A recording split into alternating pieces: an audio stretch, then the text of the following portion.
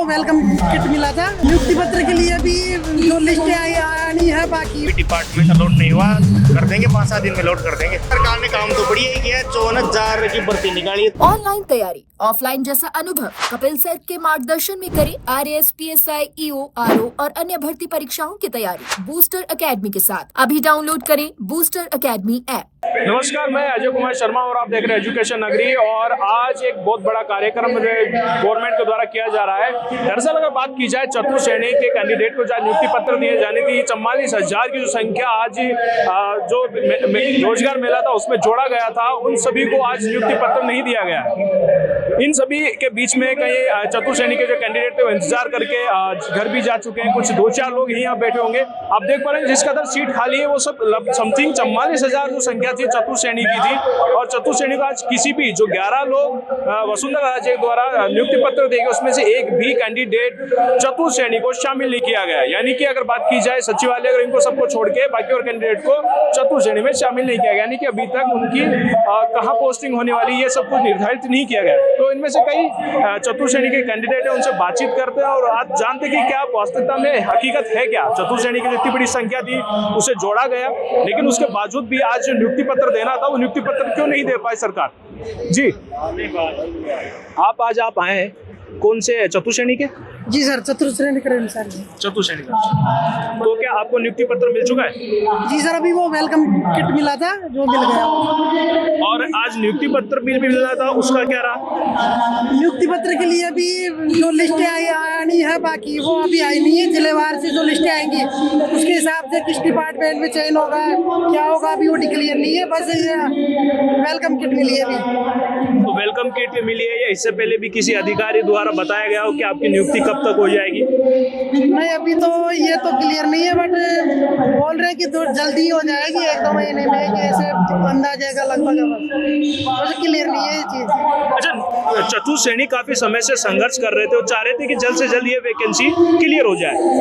ये vacancy clear भी हो गई। एक तरफ अब नियुक्ति पत्र रोजगार मेले में शामिल किया गया सभी चतुर्थ श्रेणी को, लेकिन नियुक्ति पत्र अभी तक नहीं दिया गया। वही तो सर, नियुक्ति पत्र तो अभी जब तक जिलेवार लिस्टें नहीं आएंगी, डिपार्टमेंटली उनको शॉर्ट लिस्ट नहीं किया जाएगा जब तक कैसे आए। और ये काम तो अब डिपार्टमेंट का है कि कब तक वो शॉर्ट लिस्ट करते हैं, डिपार्टमेंट चयन करते हैं, क्या होता है। अभी तो वो प्रोसेस होगी जब वो। अच्छा, आप भी चतुर्थ श्रेणी के? नहीं। अच्छा, अब मुझे ये बताएं कि कब तक क्या अनुमान है, क्योंकि काफी अभ्यर्थी और काफी बड़ी संख्या इसमें शामिल किया गया है, तो कब तक अनुमान है जताई जा रही है? क्या वास्तविकता में ये जल्द से जल्द हो पाएगा? क्या अनुमान? सर, अनुमान तो यही है कि जल्द से जल्द होना चाहिए, क्योंकि 1 या 2 महीने के अंदर नियुक्ति पत्र शायद हो जाने चाहिए। ये आप चतुर्थ श्रेणी के कैंडिडेट है? हाँ भैया जी, नियुक्ति पत्र मिल गया आपको? बिल्कुल मिला है। कौन से डिपार्टमेंट में आपको नियुक्त किया गया? अभी डिपार्टमेंट अलॉट नहीं हुआ, कर देंगे 5-7 दिन में अलॉट कर देंगे। 5-7 दिन में? किसने बताया आपको कि 5-7 दिन में अलॉट कर दिया जाएगा? क्योंकि मैं जब देख रहा था वहाँ पे 11 लोगों को जो वसुंधरा राजे द्वारा सम्मान दिया गया था, वो 11 कैंडिडेट में एक भी चतुर्थ श्रेणी का कैंडिडेट शामिल नहीं किया गया। आखिर क्यों? हाँ, तो करेंगे। सरकार ने काम तो बढ़िया ही किया, 54,000 की भर्ती निकाली। तो इतने, मैं तो ये मानता हूँ कि इतने परिवारों का भला किया। हम तो सरकार के इस काम से खुश है। बिल्कुल खुश होना भी चाहिए, क्योंकि लगातार अभ्यर्थी संघर्ष कर रहे थे और चाह रहे थे कि जल्द से जल्द नियुक्ति हो जाए। भगवान का शुक्र रहा, सरकार ने आप लोगों की सुनी, इतनी बड़ी संख्या को इस रोजगार मेला में शामिल किया गया। लेकिन जब रोजगार मेले में शामिल करने के बावजूद भी एक कैंडिडेट को, चतुर्थ श्रेणी के कैंडिडेट को इतनी बड़ी संख्या का नियुक्ति पत्र वसुंधरा राजे के द्वारा नहीं दी जाती है, तो क्या वो शामिल वास्तविकता में हो पाया? मेरा सवाल ये है। देखिए सर, जो एक सरकारी काम है वो एक प्रोसीजर से होता है, एक प्रक्रिया से होता है। इतनी बड़ी भर्ती है, समय तो लगेगा, कम नहीं होते 55,000 की। आज तक मेरे, शायद जहाँ तक मेरा अनुभव है, मैं तो यही कहूँगा कि राजस्थान के इतिहास की सबसे बड़ी भर्ती है। और मैं तो आभार व्यक्त करूँगा माननीय मुख्यमंत्री भजन लाल जी शर्मा का कि उन्होंने इतनी बड़ी भर्ती निकाली और नियुक्ति दी।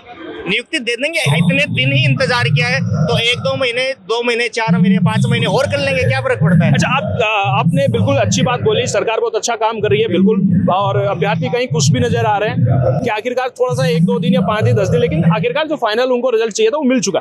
अब अगर बात की जाए उसकी वैकेंसी जो थी उसमें वेटिंग लिस्ट वाली, उसको कैसे देख रहे हैं? 1 साल वेटिंग लिस्ट को कैसे देख रहे हैं? सर, एक साल वेटिंग लिस्ट का मामला ये है कि जो तारीख दे रखी है, उससे पहले पहले की दो भर्तियां वो 1 साल में आ जाएगी, आगे की दो भर्तियां आ रही है वो आएगी, उसमें घोषणा हो गई।